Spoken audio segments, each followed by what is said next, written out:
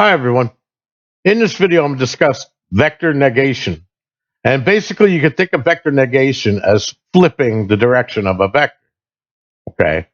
You could do it two different ways. One way is just by taking the negative of the x component and assigning that to the new vector, and then the negative of a's y component. And that would become the new vector's y component.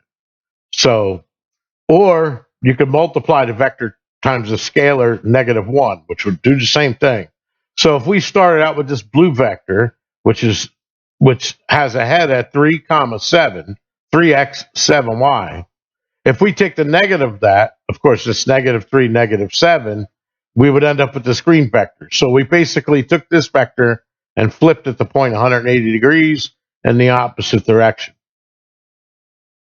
And that is used quite often in a lot of formulas, as you'll see going forward. So again, if you like these videos, please like, subscribe, and pass them around. Thanks a lot, and have a great day. Bye.